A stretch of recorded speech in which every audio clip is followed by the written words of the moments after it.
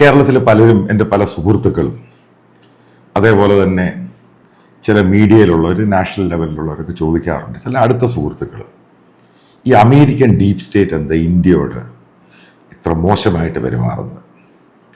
ഇപ്പം ഉറപ്പായിട്ടും ഇത് കഴിഞ്ഞ 6-7 മാസം, അല്ലെങ്കിൽ ഈ ബംഗ്ലാദേശിൽ ഹിന്ദുക്കൾക്കെതിരെ കലാപം ഉണ്ടായത് മുതലും പിന്നീട് മണിപ്പൂർ ഇഷ്യൂമായിട്ടൊക്കെ ബന്ധപ്പെട്ട് ഇത് ഇന്ത്യയിൽ വലിയൊരു ഡിബേറ്റായി മാറി.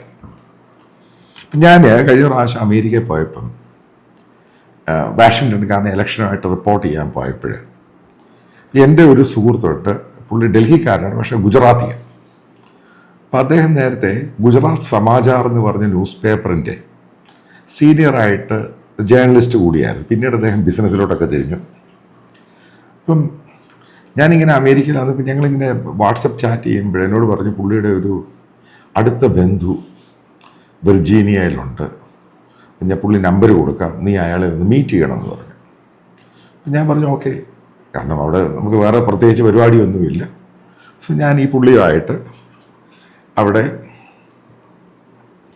വളരെ നേരം അവിടുത്തെ ഒരു കോഫി ഷോപ്പിൽ വെച്ച് ഈ അമേരിക്കൻ ഡീപ് സ്റ്റേറ്റിനെ പറ്റി, അമേരിക്കയുടെ ഇന്ത്യയിലെ ഇൻട്രസ്റ്റിനെ പറ്റിയൊക്കെ സംസാരിച്ചു. അപ്പം ഞാനിപ്പോൾ ഈ ഡീപ് സ്റ്റേറ്റുമായിട്ട് ബന്ധപ്പെട്ട്, കാരണം എനിക്ക് ഇതിനെപ്പറ്റി ഒത്തിരി ഞാൻ വായിച്ചിട്ടുണ്ട്. അമേരിക്കയുടെ ഡീപ് സ്റ്റേറ്റ്, പല അമേരിക്കൻ ഡിപ്ലോമാറ്റ്സും അമേരിക്കൻ എക്സ്പേർട്ടുകൾ അവിടെ ഉള്ളവർ തന്നെ പറയുന്നുണ്ട് എങ്ങനെയാണ് ജിയോ പൊളിറ്റിക്സിലും പല രാജ്യത്തിൻ്റെ ജിയോഗ്രഫിയും ഡെമോഗ്രഫിയിലും അമേരിക്കൻ ഡീപ് സ്റ്റേറ്റ് എങ്ങനെ പ്ലേ ചെയ്യുന്നത്. അതായത് പണ്ട് മുതലേ ഉള്ള സംഭവമാണ്.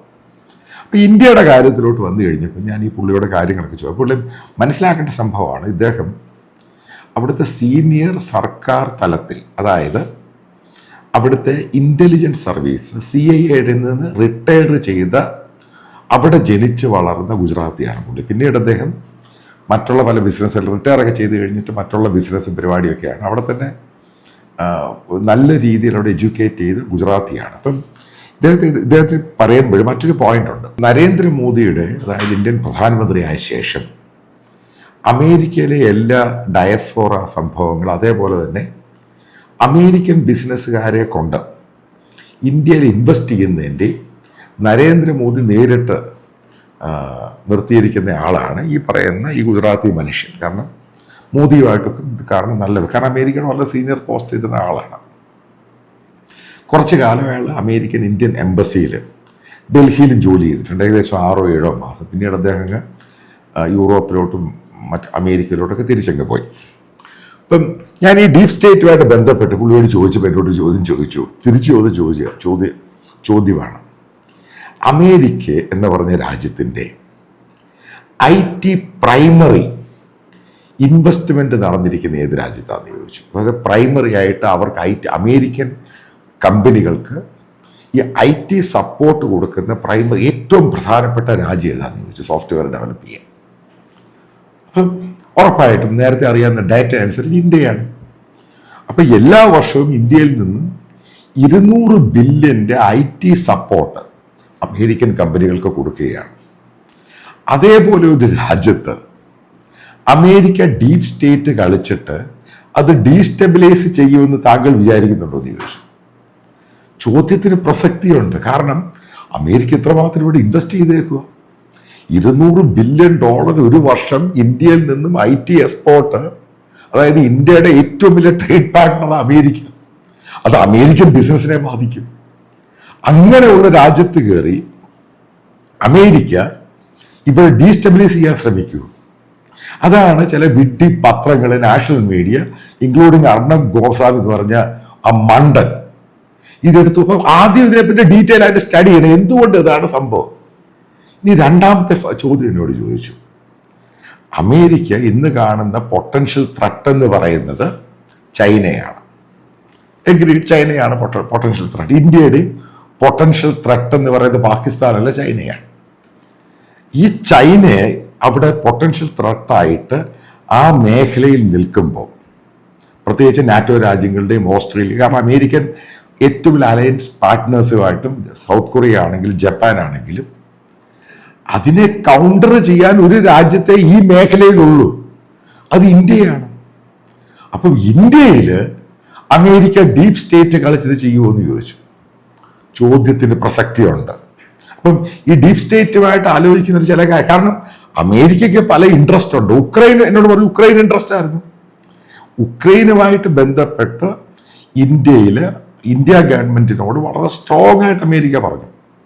അതിൻ്റെ പേരിലാണ് ഈ ക്വാഡ് മീറ്റിങ്ങിന് മുമ്പ്, അതറിയാം, കഴിഞ്ഞ പ്രാവശ്യം ബേസിക്കലി ആ മീറ്റിംഗ് നടക്കേണ്ടത് ഇന്ത്യയിലായിരുന്നു. ആ ക്വാഡ് സമ്മിറ്റിന് മുമ്പ് ഇന്ത്യയോട് അമേരിക്ക ഒരു താക്കീതാണ് കൊടുത്തത്, ഉക്രൈൻ ആയുധം കൊടുത്തിട്ട് ഈ മീറ്റിങ്ങിൽ പങ്കെടുത്താൽ മതി. എന്നിട്ട് ഇയാൾ ഈ ക്വാഡിനെ പറ്റി ഞാൻ പല വീഡിയോ ചെയ്ത് കഴിഞ്ഞപ്പോൾ അതിൻ്റെയൊക്കെ ഇൻപുട്ട് തന്ന ഈ മനുഷ്യനാണ്. എന്തുകൊണ്ടാണ് ക്വാഡ് എന്ന് പറഞ്ഞ സംഭവം അമേരിക്ക ഇനിഷ്യേറ്റ് ചെയ്തിട്ട്, അതായത് ജപ്പാനും ഓസ്ട്രേലിയയും ജപ്പാനും US-ഉം ഒക്കെ ചേർന്നുള്ള ഈ സംഭവത്തിനകത്ത് ഇത്രയും പ്രാധാന്യം അമേരിക്ക കൊടുക്കുന്നതിൻ്റെ കാരണം എന്ത്? അമേരിക്കയ്ക്ക് ഇന്ത്യ എന്ന് പറയുന്ന രാജ്യത്തെ ഒരു സൂപ്പർ പവറാക്കി കൊണ്ടുവന്നാൽ മാത്രമേ ഈ മേഖലയിൽ അമേരിക്കയുടെ കൂടുതൽ സാമീപ്യവും സാന്നിധ്യവും ഉണ്ടാവുകയുള്ളൂ. അങ്ങനെയുള്ളൊരു രാജ്യത്ത് കയറി അവർ ഡീപ് സ്റ്റേറ്റ് കളിക്കാൻ പോകുന്നു ചോദിച്ചു. പിന്നെ ജോർജ് സോറസ് ഇങ്ങനെയുള്ള ഇൻഡിവിജ്വൽസ് പലയിടത്തുമുണ്ട്. അവർ ചിലപ്പോൾ അമേരിക്കക്കെതിരെ ഇതേപോലെ ഡീപ് സ്റ്റേറ്റ് കളിക്കാറുണ്ട്, ഇതേപോലെ ഗെയിം കളിക്കാറുണ്ട്, മറ്റ് പല രാജ്യങ്ങളിലും ചെയ്യാറുണ്ട്. അത് ലോകം മുഴുവനും ഓരോ സന്ദർഭത്തിൽ നടക്കുന്ന അതുമായിട്ട് ബന്ധപ്പെട്ട് അമേരിക്കൻ ഗവൺമെന്റിന് ഇന്ത്യയോട് ഒരു കാരണവശാലും ഉക്രൈൻ വിഷയത്തിലുണ്ടായിരുന്നു പറഞ്ഞു. പിന്നീടത് ഗവൺമെന്റ് ഓഫ് ഇന്ത്യ തന്നെയാണ് ഉക്രൈനിലോട്ട് ഈ പറയുന്ന ആയുധങ്ങളും ഈ സംഭവങ്ങളും മറ്റുള്ള രാജ്യം ത്രൂ, കാരണം റഷ്യയുമായിട്ടുള്ള ബന്ധത്തിന്റെ പേരിൽ നേരിട്ട് കൊടുക്കാൻ പറ്റാതെ മറ്റുള്ള ഈസ്റ്റേൺ യൂറോപ്യൻ രാജ്യങ്ങളിൽ വാങ്ങിയിട്ട് അവര് അത് നേരെ ഉക്രൈനിൽ സപ്ലൈ ചെയ്തു. പിന്നെ റഷ്യയിൽ നിന്നും എണ്ണ വാങ്ങിയതുമായിട്ട് ബന്ധപ്പെട്ട് അത് ഇന്ത്യ ഗവൺമെന്റ് അതും മാറ്റിക്കൊടുത്ത് അതിന് ഫർദറായിട്ടൊരു സംഭവം ഉണ്ടാവത്തില്ല. ഇതാണ് ഈ സംഭവം എന്ന് പറയുന്നത്. ഇനി അപ്പം ഞാൻ ആദ്യം ഡീപ് സ്റ്റേറ്റിനെ പറ്റി പറഞ്ഞത്, കാരണം ബംഗ്ലാദേശുമായിട്ട് ബന്ധപ്പെട്ടാണ് ഏറ്റവും കൂടുതൽ ഡീപ് സ്റ്റേറ്റുമായിട്ട് ബന്ധപ്പെട്ടാണ് ചോദ്യങ്ങൾ. ഇപ്പം അതാണ് ക്ലാരിറ്റി വരുന്നത്. ഇനി നമ്മൾ ഈ ബംഗ്ലാദേശ് ഇഷ്യൂവിലെ ഹിന്ദുക്കളെ എത്രമാത്രമാണ് ഉപദ്രവിക്കാൻ അവിടുന്ന് ഓടിച്ചുകളെ ഞാൻ പല വീഡിയോകൾ ചെയ്തിട്ടുണ്ട്. ഇപ്പം ഞാൻ ആദ്യം ഒരു വീഡിയോ ചെയ്തിരുന്നത് നിങ്ങൾക്കറിയാം, ഇന്നലെ ഞാൻ വീഡിയോ ചെയ്തിരുന്നത് ഖത്തർ ഹിന്ദുക്കളായിട്ടുള്ളവരും ക്രിസ്ത്യാനികളായിട്ടും ഇന്ത്യയിലുള്ളവർക്ക് അവിടെ ജോലിക്ക് അത് വർക്ക് വിസ കൊടുക്കുന്നില്ല, മറ്റുള്ള വിസ കൊടുക്കുക, വർക്ക് വിസ കൊടുക്കുന്നില്ല. അപ്പോൾ എനിക്ക് സ്റ്റോറി നേരത്തെ അറിയാമായിരുന്നു, ഞാൻ നേരത്തെ കൺഫേം ചെയ്തതാണ്.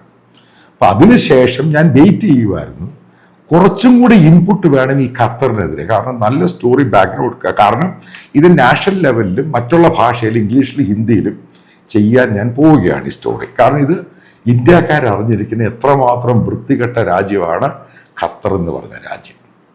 അതായത് കഴിഞ്ഞ 4 ആഴ്ച കൊണ്ട് ഞാൻ ഇതിൻ്റെ പുറകിലായിരുന്നു, കാരണം എനിക്കൊരു ഇൻഫർമേഷൻ കിട്ടി.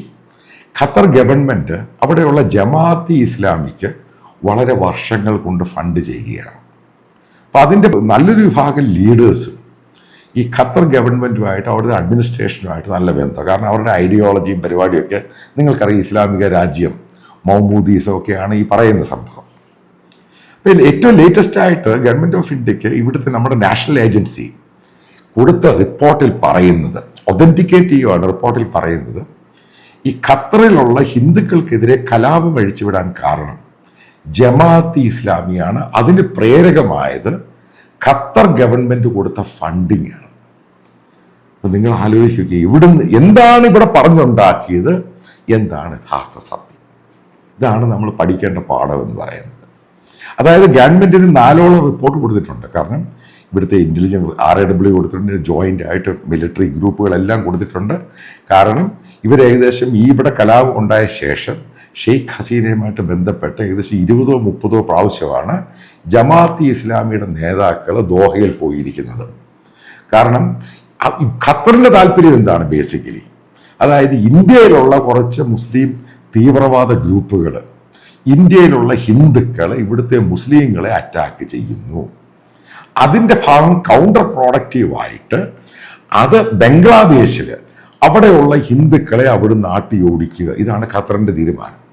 അതിനുവേണ്ടിയാണ് ഖത്തർ ഫെസിലിറ്റേറ്റ് ചെയ്തുണ്ടാക്കിയെടുത്തതാണ് ഹിന്ദുക്കൾക്കെതിരെയും അവിടെ അമ്പലങ്ങൾക്കെതിരെയും അത് ശ്രീരാമകൃഷ്ണ മിഷനെതിരെയും ഒക്കെ നടക്കുന്ന കലാപത്തിൻ്റെ മുഖ്യ കഥാപാത്രം എന്ന് പറയുന്ന ഖത്തർ അഡ്മിനിസ്ട്രേഷനാണ്.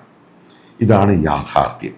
ഇത് ഗവൺമെന്റ് ഓഫ് ഇന്ത്യ അറിഞ്ഞിട്ട് മിണ്ടാതിരിക്കുന്നു എന്നുള്ളതാണ് ഏറ്റവും ഇത് ഏറ്റവും ചിന്തിപ്പിക്കുന്ന വിഷയം. അതുമായിട്ട് ബന്ധപ്പെട്ട് ഇന്ത്യൻ കാരണം പല ആൾക്കാരെ എനിക്കറിയാം, കാരണം ഇത്രയും കാലം ഡൽഹിയിൽ ജോലി ചെയ്തതല്ലേ. അപ്പം ചോദിച്ചു കഴിഞ്ഞപ്പോൾ ഇന്ത്യ ഗവൺമെൻറ് ഇത് റിപ്പോർട്ട് കിട്ടി അതിന് മുകളിലിരിക്കുകയാണ്. കാരണം കൃത്യമായിട്ട് മനസ്സിലായി ഖത്തറാണ് ഇതിൻ്റെ പിറകിലുള്ളതെന്ന് ഗവൺമെൻറ് ഓഫ് ഇന്ത്യക്കും കൃത്യമായ സന്ദേശമുണ്ട്. കാരണം അവരും ഇതിനെപ്പറ്റി കാരണം ഇന്ത്യക്ക് നല്ല എക്സ്റ്റേണലി ഇന്റേണൽ ഇന്റലിജൻസ് സംവിധാനമുണ്ട്. പക്ഷെ എന്തുകൊണ്ടാണ് ഇന്ത്യ ഗവൺമെന്റ് ഇതുമായിട്ട് ബന്ധപ്പെട്ട് ഖത്തർ അംബാസിഡറെ വിളിച്ചു വരുത്തി ശക്തമായ താക്കീത് എന്താ കൊടുക്കാത്തത്? ഇവിടെ മോദി അഡ്മിനിസ്ട്രേഷൻ ഫെയിലിയറായി എന്ന് തന്നെയാണ് ഈ വീഡിയോയുടെ പ്രധാനപ്പെട്ട കാരണം. കാരണം ഇത്രയും സംഭവം ഉണ്ടായിട്ട് അവർക്ക് വ്യക്തമായ റിപ്പോർട്ടുണ്ട്. ഖത്തർ ഗവൺമെന്റാണ് ഈ ജമാഅത്തെ ഇസ്ലാമിക്ക് പണം കൊടുത്ത് അവിടെയുള്ള ഹിന്ദുക്കൾക്കെതിരെ കലാപം സൃഷ്ടിച്ചത്. കാരണം ഇതൊക്കെ കേൾക്കുമ്പോൾ ഇതൊക്കെ പറയുമ്പോൾ ഇത് ഒരു ദേശാഭിമാനിയേക്കാളൊക്കെ ഉപരിയായിട്ട് ഒരു പ്രധാന സംഭവം എന്ന് പറയുന്നത് എന്തുവാ? കാരണം എനിക്ക് ബംഗാളുമായിട്ട്, അതായത് വെസ്റ്റ് ബംഗാളുമായിട്ട് നാരദയും ശാരദയും നല്ല ബന്ധമുണ്ട്. എനിക്ക് ബംഗാളി കമ്മ്യൂണിറ്റി അറിയാം. അവിടെ പ്രത്യേകിച്ച് അതുമായിട്ട് ബന്ധപ്പെട്ട് ബംഗ്ലാദേശിലുള്ള ഹിന്ദുക്കളെ എനിക്കറിയാം. കാരണം ഇവരുടെ ഭാഷ ഈ ബാംഗ്ലയാണ്. ചെറിയ മാറ്റം, അവരുടെ കോഴിക്കോടും തിരുവനന്തപുരം പോലെ മലയാള ഭാഷയുടെ വ്യത്യാസം മാത്രമേ ഉള്ളൂ. അപ്പം എനിക്ക് അവിടെ ഒത്തിരി സുഹൃത്തുക്കളുണ്ട്. അപ്പം അവിടെയുള്ള ജേർണലിസ്റ്റുകൾ തന്നെ പറഞ്ഞു, ഇത്രയും നാൾ ഉണ്ടാകാതിരുന്ന് പെട്ടെന്ന് ഹിന്ദുക്കൾക്കെതിരെ ഇത്രയും വലിയൊരു കലാപം അവരുടെ വസ്തുവൊക്കെ പിടിച്ചെടുത്തിട്ട് ഇതിൻ്റെ പുറകിലൊരു വലിയ ഫിനാൻസ് ഉണ്ട്. കാരണം ജമാഅത്തെ ഇസ്ലാമി ഇവരുടെ പണം വാങ്ങുന്നത്, കാരണം പബ്ലിക്കലി അല്ല വാങ്ങുന്നത്. കാരണം 2024 വരെ ബാനാണ്. ഷെയ്ഖ് ഹസീനയ്ക്ക് ശേഷമാണ് ബാൻ വിഡ്രോ ചെയ്യുന്നത്. ബാൻ ഉണ്ടായിരുന്നപ്പോൾ പോലും ഈ പറയുന്ന ജമാഅത്തെ ഇസ്ലാമിക്ക് ഫണ്ട് വന്നിരുന്നു. കാരണം അവർക്ക് ഖത്തറിനോടാണ് കടപ്പാട് ഏറ്റവും കൂടുതൽ, പാകിസ്ഥാനോടല്ല. അപ്പൊ എന്താണ് ഇവർ ചെയ്തത് ആലോചിച്ച് നോക്കുക. എന്നിട്ടും, അതായത് ഈ റിപ്പോർട്ട് കിട്ടിയിട്ടും ഇന്ത്യ ഗവൺമെന്റ് ഒരു ആക്ഷനും എടുത്തിട്ടില്ല ഖത്തറിനെതിരെ. ഖത്തറുമായിട്ട് നമ്മൾ ബന്ധമുണ്ട്, ഡിപ്ലോമാറ്റിക് റിലേഷൻ ഉണ്ട്, ജിയോ പൊളിറ്റിക്കൽ ബന്ധമുണ്ട്, ട്രേഡ് ഉണ്ട്, സംബന്ധിച്ചു. പക്ഷേ ഇതേപോലെ ഒരു കലാപം അഴിച്ച് വിടുന്നതിന്റെ പിറകിൽ ഖത്തറാണ് എന്ന് അറിഞ്ഞിട്ട് പോലും അതിനെതിരെ ആക്ഷൻ എടുക്കാൻ മോദി ഗവൺമെന്റ് ഇന്നേ വരെ കഴിഞ്ഞിട്ടില്ല. ഇത് സീരിയസ് ആയിട്ടുള്ള ഇഷ്യൂ ആണ്. കാരണം എത്രമാത്രം ഹിന്ദുക്കളാണ് ഒരു രക്ഷയുമില്ലാതെ അവിടെ ഒളിച്ചോടി പോയേക്കുന്നത്. നിങ്ങൾ മനസ്സിലാക്കേണ്ട, ഇന്ത്യയുടെ ചിറ്റഗോങ് ബംഗ്ലാദേശ് നമ്മുടെ ബംഗാളിന്റെ ബോർഡറിൽ അവൻ എത്ര ആൾക്കാർ കുടിലുകെട്ട് ജീവിക്കുക ആലോചിച്ച് നോക്കിയിട്ടുണ്ട്. അതേപോലെ തന്നെ ഞാൻ അവിടെ ബംഗ്ലാദേശിൽ നിന്ന് ഇല്ലീഗലായിട്ട് അൺഡോക്യുമെന്റഡ് ആയിട്ട് ഇന്ത്യയിൽ വരുന്ന അവരെ പറ്റിയൊന്നും എനിക്ക് പറയാൻ താല്പര്യമൊന്നുമില്ല. അവൻ ജീവിക്കാൻ വേണ്ടി വരുന്നതാണ്. പക്ഷേ അവിടെ ബംഗ്ലാദേശിലുള്ള ഹിന്ദുക്കളെ അവരെ പൂർണ്ണമായിട്ട് അവരുടെ വസ്തു, അവരുടെ അമ്പലം, അവന്റെ ജീവിതം, സർക്കാർ ജോലിയിൽ നിന്ന് പോലും അടിച്ചോടിക്കുക. ഇതിന് പിറകിൽ ഇസ്ലാമിക രാജ്യം ഉണ്ടാക്കാൻ വേണ്ടി, പൂർണ്ണമായിട്ട് ഇസ്ലാമിക രാജ്യം ഉണ്ടാക്കാൻ വേണ്ടി ഖത്തറാണ് പണം കൊടുക്കുന്നത്. ഇതാണ് ഏറ്റവും ദുഃഖകരമായൊരു സംഭവം. ഇതിനെതിരെയാണ് ഗവൺമെന്റ് ഓഫ് ഇന്ത്യ ശക്തമായ നടപടിയെടുക്കേണ്ടത്. കാരണം വെറുതെ പറഞ്ഞിട്ട് കാര്യമൊന്നുമില്ല. നിങ്ങൾ മനസ്സിലാക്കേണ്ടത്, എല്ലാ ടെററിസം, എല്ലാ ഇതേപോലെയുള്ള കലാപം, ഇതിനൊരു ഫണ്ടിങ് ആവശ്യമാണ്. കാരണം അതുണ്ടെങ്കിൽ മാത്രമേ ഇതൊക്കെ നടക്കുകയുള്ളൂ. നിങ്ങൾ കണ്ട മുജീബ് റഹ്മാന്റെ ഒക്കെ പ്രതിമ ഇടിച്ച് ദൂരെ കളയുക. കാരണം അതിൻ്റെ രാഷ്ട്രപിതാവാണ്. നിങ്ങൾ ഉദ്ദേശിക്കുന്നുണ്ട് ഇതിൻ്റെ പിറകിലൊക്കെ അവിടെയുള്ള സാധാരണ ജനങ്ങളാണ്? ഒരിക്കലും അല്ല. അതിനെ ഇൻസ്പയർ ചെയ്ത് ഫെസിലിറ്റേറ്റ് ചെയ്തത് കാരണം ആളുകളുണ്ട് ഫണ്ട് കൊടുക്കാൻ. ഇപ്പം ബംഗ്ലാദേശിന് സാമ്പത്തിക പ്രശ്നമുണ്ടായി. അവർക്ക് ഇന്ത്യയുമായിട്ട് ബന്ധപ്പെട്ട് അവർക്ക് ഓയിലിൻ്റെയും ക്രൂഡിൻ്റെയും പ്രശ്നമുണ്ടായി. അവിടെയും ഖത്തർ കയറി സഹായിച്ചു പുതിയ ഗവൺമെന്റിന്. അത് കൊടുക്കട്ടെ, നമുക്ക് പ്രശ്നമൊന്നുമില്ല. പക്ഷെ അവിടെയുള്ള ഹിന്ദുക്കളെ ആട്ടി ഓടിക്കാൻ വേണ്ടി ഖത്തർ പണം കൊടുക്കുന്നു, സഹായിക്കുന്നു എന്നറിഞ്ഞിട്ട് ആ റിപ്പോർട്ട് കിട്ടിയത് അതിൻ്റെ മുകളിലിരിക്കുന്ന മോദി ഗവൺമെന്റ് കാണിക്കുന്നത് ഏറ്റവും മോശമായ രീതിയിലാണ് മുന്നോട്ട് പോകുന്നത്. ഇതിനെതിരെ നടപടി എടുത്തേ മതിയാകും. അല്ലെങ്കിൽ ഞാൻ ഇന്ത്യക്കാരൻ എന്ന് പറഞ്ഞിട്ട് യാതൊരു നിവൃത്തിയില്ല. We have to take the action against Qatar.